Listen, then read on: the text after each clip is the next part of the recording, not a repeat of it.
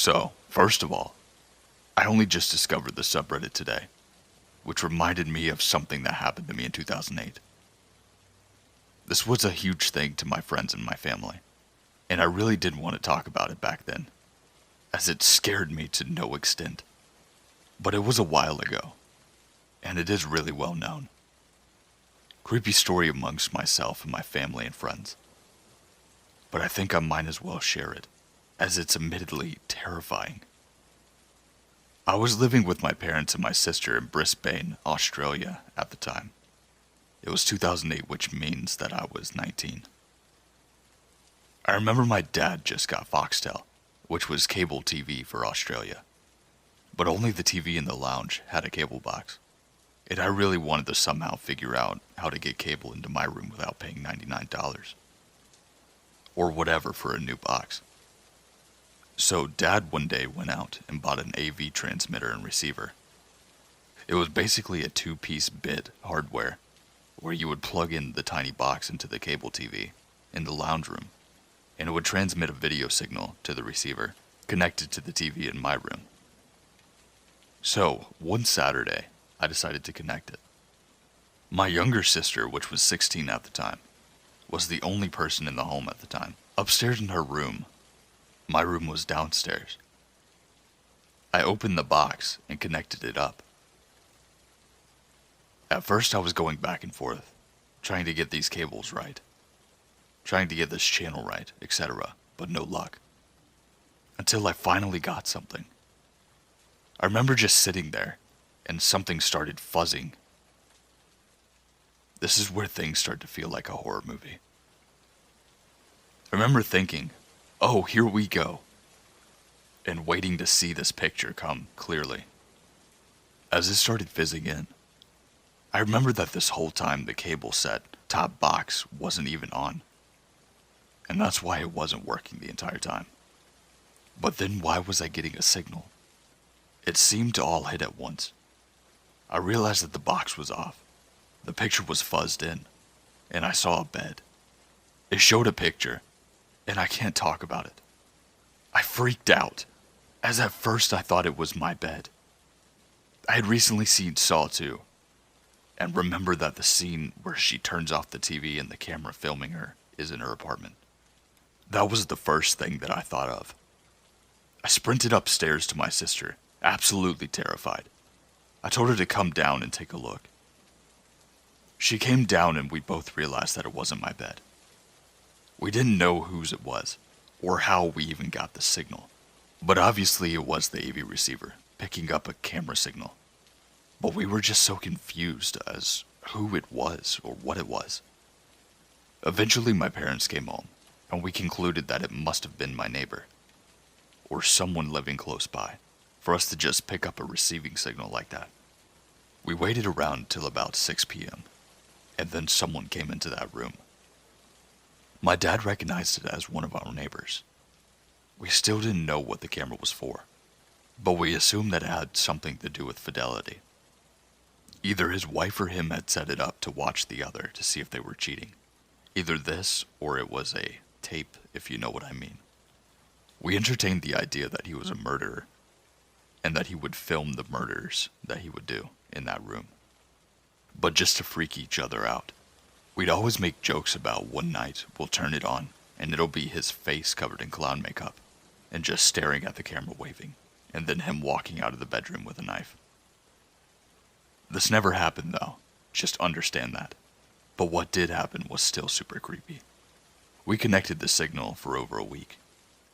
But after a few days, it kind of wore off. We felt a bit weird watching it, and just resigned to the explanation that he was trying to catch his wife cheating. Until one day, we turned it on, and we realized what we discovered. Our neighbors were having a bunch of renovations done to their house. And during the weekend, they would be out, and there would be workers at the place pretty much all day. It had been like this for over a month. We started watching the feed, and we saw a man walk into their room. It was a plumber that had been there regularly for the renovations. We didn't think anything of it, until he started opening the drawers. I called out to my mom, the only person that was home at the time, and we started watching it. He started going into the wife's drawers and started doing really weird things.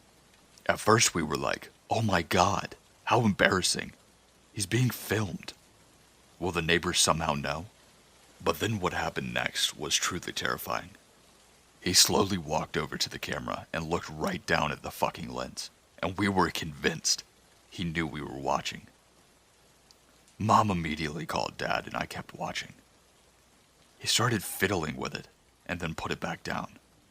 I told Mom that I didn't think he knew that we were watching, but he's definitely the guy that put the camera there. Dad came home, and by this time the plumber had left. Much to Mom's pleading, Dad went over to the neighbors to tell them what he saw. Mom wanted to completely stay out of it, as she was terrified, which was understandable.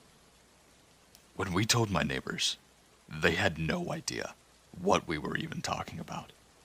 They allowed Dad to go up to their room, and what he found that was holding the camera was an installed device on the wall that was designed to monitor water usage, which was completely normal at the time, as Brisbane had been hit with a drought recently, and there were lots of water restrictions. Still is now, I think.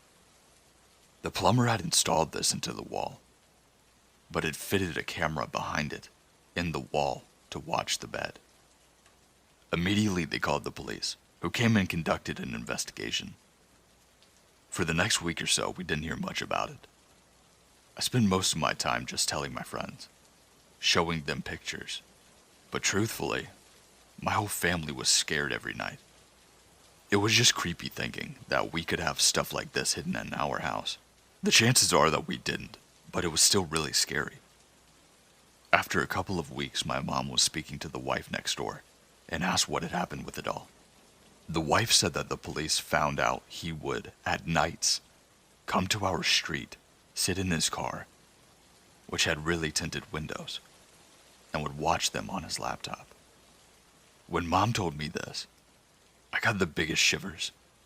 The reason was, besides the obvious creepy dude sitting in his car watching people through his hidden camera, was because on multiple nights, when I had driven home late from my girlfriend's, or walked home drunk after a night out, I remembered seeing that station wagon, always down the street from our house. It was never during the day, always at nights. I'd always walk past and look at my reflection in the windows, assuming no one was inside. I was always confused by whose car it was, but literally never thought it was anything. It still scares me so much that this creepy fucking plumber sitting back in there on a laptop watching a hidden camera stream of my neighbors. Anyway, that's my story. It's all true and still creeps me out to this day. But my friends and I have a good laugh about it from time to time.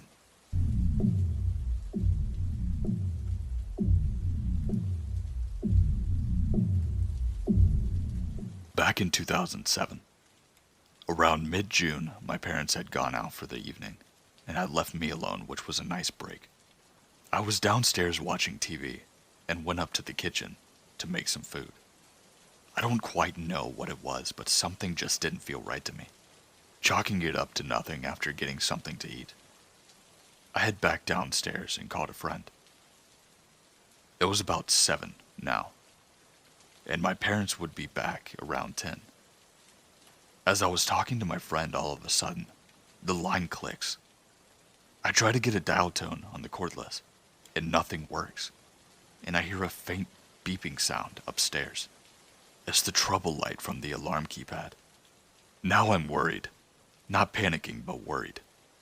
Then I hear footsteps outside, and I remember there's a cell backup on the alarm. I hit the button with the police badge on it, hoping that the alarm would scare whoever was outside off, because the siren would go off on it. I grabbed my phone and dialed 911, so there is a neighbor not too far away, but farther than someone in the city. I hid in my bedroom for what felt like hours, but was only about 15 minutes until I saw the police through the window. My parents rushed home right away. There's a gray box on the side of the house where the phone line comes in, where the wires were sticking out, and they found a pair of electrical pliers. That was not the shocking part, but what was next to it was a large butcher's knife. Person who was outside of my house, let's never meet again without me having a loaded gun.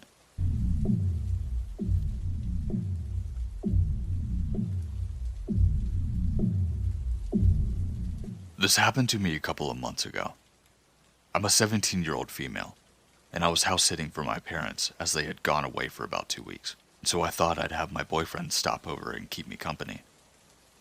My house is an old converted farmhouse, out in the sticks, with no neighbors or main roads around. Very secluded and peaceful. Anyway, one night he was out drinking with his friends. He is 18, so legal to drink in the UK. I was sitting in the living room reading a book. Around midnight, I heard a single loud and aggressive knock at the front door. I momentarily panicked, given the lateness and the fact that I have no neighbors and nobody ever passes out here. But then I thought maybe it was my boyfriend coming home drunk and had forgotten his key. I didn't have a text from him to say he was coming home. But like I said, he was drunk. Maybe he forgot. I went to the front door and said, "Hello, is that you, John?" Which was my boyfriend's name. And no answer. So I opened the door a touch and peered out. Nobody was there. That was weird, I thought. I shut the door and locked it again. Maybe I was just hearing things, I thought. But 30 minutes later, I heard pounding on the back door. Really hard and angry pounding. It lasted about 3 seconds and then stopped. I was freaking out, obviously, and immediately texted my boyfriend asking him to come home, as I was scared as I heard this pounding on the back door. And I think I should maybe ring the police. I was debating ringing the police. I know most wouldn't even need to debate this, but I didn't want all the hassle and the stress of ringing the police and stuff. When I heard the front door open, close, and then silence. Now the room I was in had a door separating it from the hallway, where the front door is. As you can imagine, I was shaking with fear. Whoever was doing this was now in my house, with just a door between us. Next thing I hear are nails scratching the door of the room I was in. As if somebody were slowly scratching the door, but with force. It was genuinely the stuff from a horror movie at this point. And the first thing that came to my mind, which was scream and throw a vase at the door. Don't ask what I was expecting that to do, other than smash to the ground. Then silence came. I heard the front door open again and slam shut. The footsteps on the gravel outside the front of my house. I did call the police, and they found no signs of forced entry. They searched the property inside and out and found nobody. They found muddy prints in the hallway, which the intruder must have gotten in through the back garden, which was very muddy in the winter. The front is all gravel, so no mud there. After they had gone, about 30 minutes later, my boyfriend comes home. The first thing I noticed was that he didn't seem drunk at all. He'd been out since 7 p.m., and it was now 2 a.m., and usually he stinks of alcohol nights out. He seemed stone cold sober, and no alcohol smell. I told him that someone had gotten into the house, and I didn't know who it was, or how, as he was the only one that has keys other than me. There was no forced entry, etc. He said, "Well, did you definitely lock the door after opening it, after hearing that first knock?" This confused me. I hadn't told him about the first knock on the front door. I just told him a guy had gotten in, and that I'd heard pounding on the back door. So how did he know about that door opening? I also noticed that his boots were muddy, which is strange because he got a taxi to go see his friends, and only walked through the front garden to the taxi. Which, as I said, there was no mud there. The back garden does, however. And somebody was pounding at the back door earlier. I had questioned it, and he had just said that he had gotten muddy outside of the pub. But that's all street there, so I don't see how he could have. And to think of it, I don't recall hearing a taxi pull up when he arrived home. Usually because it's so quiet and you can hear a taxi pull up outside. I don't know if I was being majorly paranoid here or not, but I think I suspect that my boyfriend was being the one behind the incident. We've been together a year, and he has never shown any weird behavior like this before, or since. But I have an overwhelming instinct that he was behind what happened. Only he had a key to get in, and I definitely did lock it. I made sure after hearing that creepy knock at the door that it was definitely locked, and seeing no one outside, I wouldn't have forgotten to lock it. It's been a couple months now, and I haven't mentioned this to him or anyone other than you guys. But what should I do? Should I bring this up? Am I being paranoid? I'm really confused, but my gut instinct is telling me that he was behind it. Even though I'd be heartbroken if it was true. And if it was him, why would he do this? He says he loves me and acts like he loves me. He comforted me lots that night and didn't leave me alone again until my parents returned. So I don't understand why he'd scare me like that. Edit. Whenever I mention that night to him, he always says something or changes the subject, and his reason is because he hates to think about what could have happened, and he feels guilty for leaving me alone, and that I should forget about it and move on. I think by posting this, I have decided I have to confront my boyfriend about this. There's no other way that I can get past it and relax again. I hope my instincts are wrong, but I will let you all know what happens once I do it. I'll do it soon, in the next week, because I need to put my mind at ease for all of this. Thank you all for your feedback so far. Update. Hey guys, I said I would update you on this, so here it is. I saw him last night, alone at his place as his flatmates were going out partying. I know some recommended doing this in public, but I felt like he would more likely confess in private. Anyways, I confronted him with all the evidence. I was very calm about it and told him that I just need to know. At first he was just flustered, saying stuff like, "What? What are you getting at here?" and couldn't really answer my questions. I told him calmly just to please answer it. If it was him behind this, I said I wouldn't be angry. This is when he flipped out. He started shouting and swearing. Do you really think that I'd do this to my own girlfriend? What kind of person accuses their boyfriend of this? There was basically a lot of swearing and shouting, but I won't repeat it here. He ranted for about 10 minutes, during which I started crying. He then said, "You know what? How would you like it if I turned this on you? Who's to say anybody even was there doing those things? Maybe you made up pulled this for attention." He basically just started accusing me for the next 5 minutes. He then said, "Let's just forget it," and tried to kiss me, as I was still crying. But I pushed him away, and then he told me to get out and go home if I was going to be like that. So I did. So anyway, all of last night felt awful. I felt like a terrible person. I really began doubting myself and heard nothing from him at all that night. This morning he had texted me, and this wasn't what I was expecting. A full confession, just like that. After all that fuss and anger, he had been accusing me. He then just confesses like that, like it was nothing. He said he was sorry, and I asked why did he do this? The next bit I hate having to even say, and I don't want to believe that is true. He said he gets turned on at the thought of me being scared and vulnerable. He said that's why he did it. He said he would never actually harm me, and that is completely normal. He mentioned that some people have fantasies and would never intend on acting upon them, and that this is no different. I was obviously freaking out. I expected the worst to be him just playing a prank and that it went wrong. Not that he gets turned on by scaring women, making them feel vulnerable.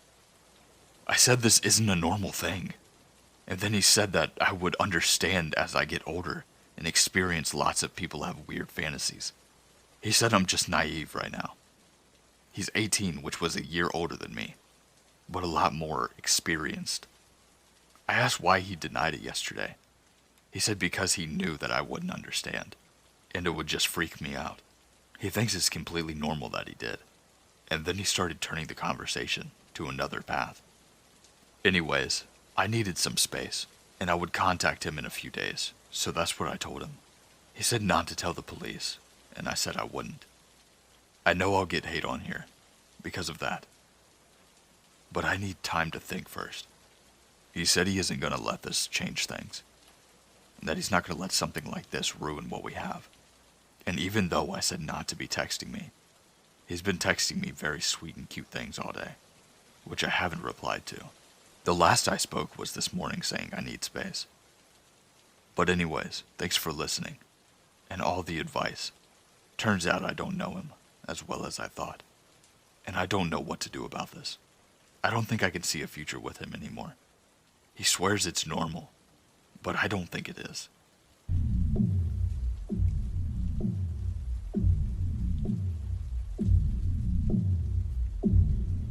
Hello to everyone. Now before you exit the video, I wanted to say something to all of the new subscribers that have joined in the last week or so. I wanted to say thank you and welcome. There's a lot of content that's going to be coming soon, so just be prepared for that. Typically I try to upload about 3 times a week to 4 times a week. I hope you're going to enjoy all of the new content, and for the reoccurring members, hello and thank you as well. Thanks for watching the video, I really hope you enjoyed it. If you want more of these, make sure to comment down in the comment section. Make sure to like, comment, and if you're new to this channel and this is your first video, make sure to subscribe. We're blowing up. We're going to take over the world. I've said that before, but we're going to. But other than that, make sure to check out the links in the description as well. My Twitter, Instagram, everything is down there, including my Gmail, if you want to send in your own stories. I would greatly appreciate that. I find it a lot more interesting to upload people's personal stories like my subscribers. So if you would like to do that, make sure to do it. I'm trying to make sure that for now on, I'm posting longer videos, so I can make sure you guys are satisfied until the next upload. But with that being said, stay safe, stay scary, and I'll see you in the next one. Make sure to go vote on the poll that I just uploaded. Okay, thank you, bye.